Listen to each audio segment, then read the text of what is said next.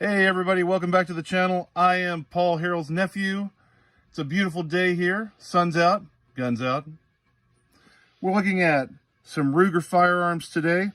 I've got three that were developed in the 1990s, and these are some of Ruger's first forays into plastic frames, and that's very common now, but at the time, Ruger was new to that. Almost everybody was new to that except for Glock.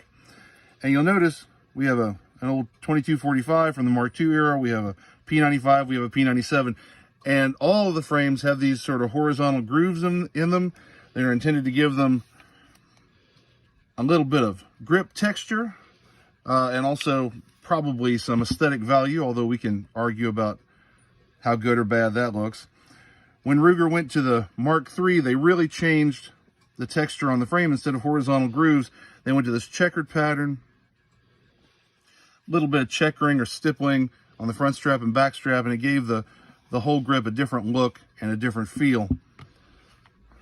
Gonna get these off the table, because mostly I want to concentrate on the 2245 today. When Ruger went from this Mark II era, this one was actually made in 2002, but it's a 90s developed gun. You can see that the frame is very wide. And on later guns, this is a Mark III, they went to a much narrower frame. The frame is narrower than this tube receiver on top. And it gives the gun better aesthetics, I think. The trigger guard is a little less chunky on the Mark III. I think they had created a better looking and a better feeling gun in the Mark III, even though I don't like some of the features on the Mark III. But this was their first attempt, and they did a pretty good job. They just refined it a lot when they went to the Mark III. Speaking of features I don't like, the loaded chamber indicator is one of them. This creates a slot in the receiver that allows ingress of foreign material, dust, what have you. I don't know. It's not a pistol that you would take in a hazardous environment. You're not taking it to a rack or something in a dusty environment, probably. But I don't really like a pistol where you can get a bunch of junk in it. That's not ideal. But the main thrust of the video today is disassembly and reassembly of this Mark II style 2245. I didn't mess with one of these until very recently. By the way, I want to thank Robert for making all these available. Otherwise, I couldn't have made this video. But he's made these available to me. I've gotten to try them out.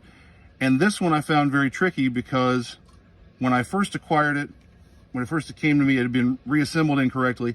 The hammer wouldn't fall, and I also couldn't get it apart because you have to dry fire one of these typically in order to disassemble it. So somebody had reassembled it incorrectly, and it took quite a while to figure out what was wrong.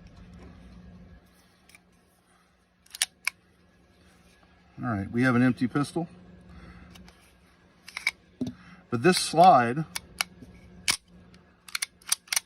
will move back and forth very freely. However, take my Salvation Army knife here, pry up our mainspring housing. If I were to reassemble this incorrectly, hopefully not that incorrectly, better than that.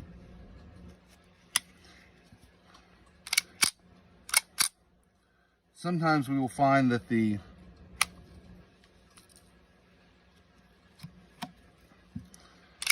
bolt or the slide will get stuck. Nope, that won't. Oh, there it is. Now the slide is locked to the rear. I can give it a little bump and get it to move, and the pistol won't dry fire anymore, which means I can't even disassemble it. Try to pry this up, and that's as far as it'll go.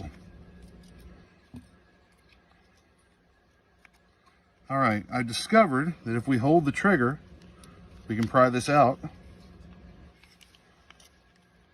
And then we could pull out this pin if we wanted to for continued disassembly. But what we got going on here is there's a little hammer strut in here that flops around, and it's got to fit in this slot. And so if we turn the muzzle up and let it fall, let gravity help us, then we can close this up. And now the slide moves freely, and the pistol will dry fire. If you have a Mark III, or even the steel frame Mark I or Mark II, if you were to reassemble this incorrectly and not get that little hammer strut in its slot, you wouldn't be able to retract the slide at all, and the pistol would give you a signal. But this pistol in the older 2245s, and I'm glad they changed this pistol will allow you, everything seems to cycle correctly, except that the bolt will stick and you won't be able to dry fire. So if you got an old 2245 and the bolt is sticking and it won't dry fire, you can follow some of these steps to correct the problem. All right, we will see you next time. And remember, people ask me all the time, am I really Paul Harrell's nephew? And the answer is, of course, no. But I wish I were.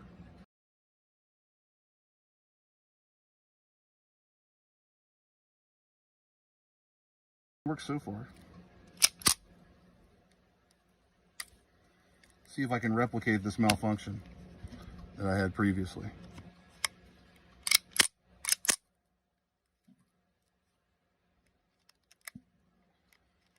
Pistol's gonna make a liar out of me.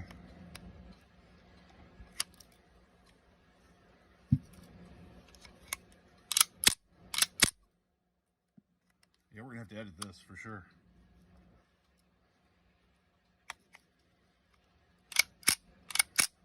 Apparently I fixed it too well. I fixed it so well it can never be broken again.